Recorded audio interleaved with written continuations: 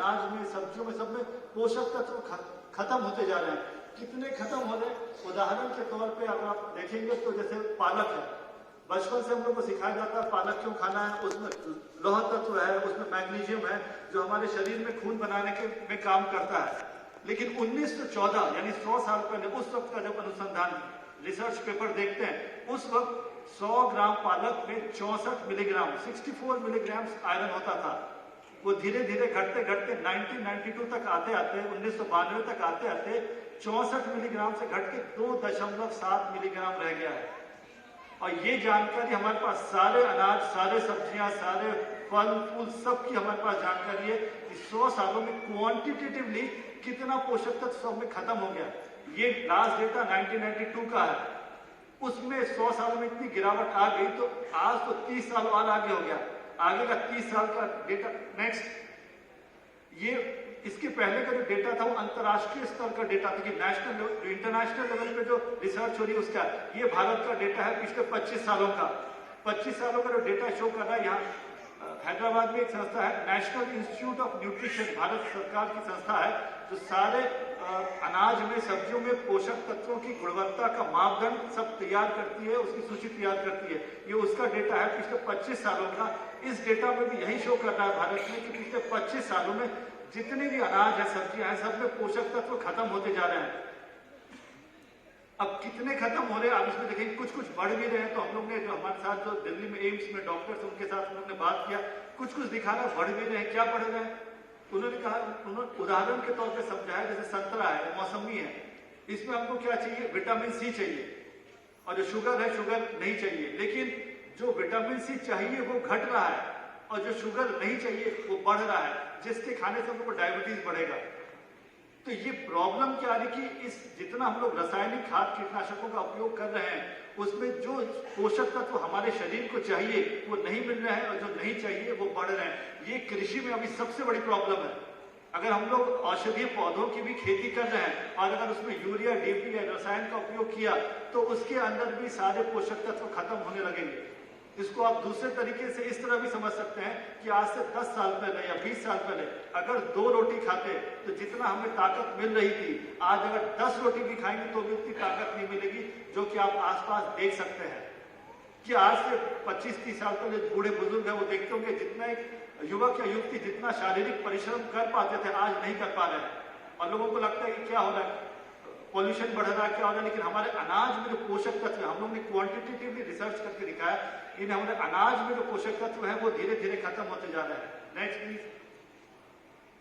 ये डेटा है, ये डेटा आप देखेंगे, ये हमारी मृदा का है। भारत सरकार भी इसके लिए चिंतित है कि सॉइल हेल्थ, अगर मृदा, अगर वो ताकत उसको नहीं रहेगी तो जो फल फ्रूट, जो सब्जी का उत्पादन कैसे होगा? जैसे अगर माँ है, माँ अगर स्वस्थ नहीं रहेगी तो एक स्वस्थ बच्चे का उत्पादन कैसे होगा?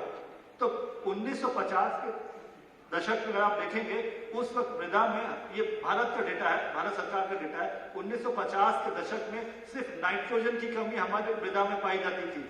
1960 तक होते नाइट्रोजन के साथ साथ आयरन भी हो गया। हम लोग का फूड ग्रेन का प्रोडक्शन तो बढ़ रहा है, लेकिन हमारे मृदा में जो पोषक तत्वों की जो कमी है, पहले सिर्फ नाइट्रोजन था, फिर आयरन बढ़ा, फिर कैल्शियम, मोलिब्डेनम, बोरोन, धीरे धीरे करके अभी सारे पोषक तत्व हमारे मृदा से खत्म होते जा रहे हैं। ये भारत सरकार का ऑथेंटिक डेटा रिसर्च है, उन्हीं के सेंटर का। Next please. ये अब ये देखिए, इतनी सारी प्रॉब्लम कृषि में है, इसका उपाय क्या है? मतलब हम लोग ने जो इतने साल में जो काम किया, मुझे सिर्फ एक ही चीज समझ में आया कि हमारी जो देसी गाय, जिनको हम लोग गाय बोलते हैं, मतलब बाकी तो जर्सी सब तो जीव है, लेकिन गाय तो देसी है। देसी गाय के गोबर गौमूत्र से जो भी भोजन उत्पादन करेंगे, उसमें वो सारे के सारे पोषक तत्व जो 100 साल में खत्म हो जा रहे थे, सारे के सारे पोषक तत्व वापस आ रहे हैं।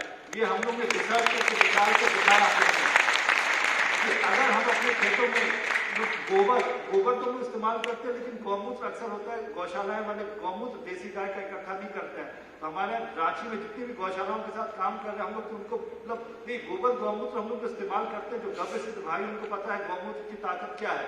लेकिन जो कृषि में जो कार्य कर रहे हैं उनको इसकी ताकत का अंदाजा नहीं है। कृषि में भी अगर गोबर की ताकत 1 गुना है तो उसके 3 गुना ताकत उसके गौमूत्र में है। तो हम लोग तो गौशालाओं में बोलते हैं कि जो आपका जो गौमूत्र जो नाली में बह के बाहर जा रहा है वो आपके गौशाला का सोना है, जो नाली में बह के जा रहा है, आपको समझ में नहीं आ रहा और आप गरीब होते जा रहे हैं। मानसिक रूप से भी और पौष्टिक रूप से भी। तो ये हम लोग का जो अमृत कृषि जो मेरे जो गुरुजी थे उन्होंने बहुत बढ़िया सिस्टम श्रीपद दाभोलकर जी से सीखा था, उसी को हम लोग आगे कैरी फॉरवर्ड कर रहे हैं। इस पे और अनुसंधान कर रहे हैं एम्स के डॉक्टरों के साथ। हम लोग ने सोचा जैसे अमृत कृषि है, ये जो डेटा है, 2 रिसर्च पे 2 टेस्ट है, टेस्ट रिपोर्ट है लौकी की है। लौकी का यहाँ पे गुजरात झारखंड में आने से पहले हम लोग ने मध्य प्रदेश में कुछ साल काम किया, कुछ हम लोग ने गुजरात में भी, मैंने चूंकि गुजरात से पढ़ाई की तो वहां भी मैंने बहुत सारे कुछ किसानों के साथ कार्य किया। यहाँ पे जो डेटा जो शो कर रहे हैं 2 टेस्ट रिपोर्ट, वो क्या है, लौकी का है कि जो बाएं साइड आप देखेंगे वो लौकी है जो रासायनिक खेती के द्वारा उत्पादन किया गया है, और दाएं साइड है वो लौकी पूर्णतः अमृत कृषि। अमृत कृषि भी प्राकृतिक कृषि का प्रारूप है, लेकिन एक स्टेप एडवांस्ड है और आगे। क्यों आगे वो मैं आगे बताऊंगा। देखिए आप जो एक पीछे देखो,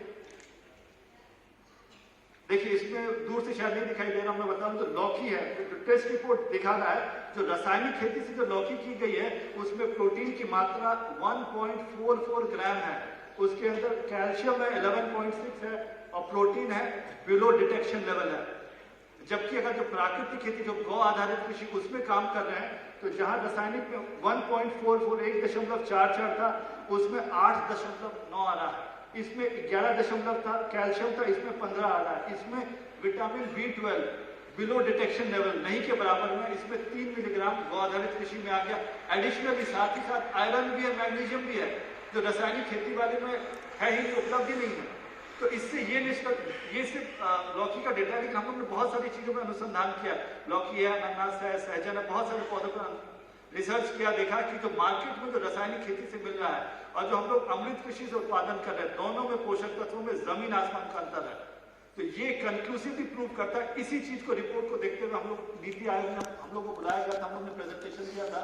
तो जो जर्मन वालों ने वहां देखा तो वो इतने सारे प्रेजेंटेशन थे, लेकिन उन्होंने हम लोग को अप्रोच किया कि हम लोग इसको और अनुसंधान करना चाहेंगे। अब एक डेटा और है जिसपे हम लोग सबको बताया जाता है कि हम लोग गौ आधारित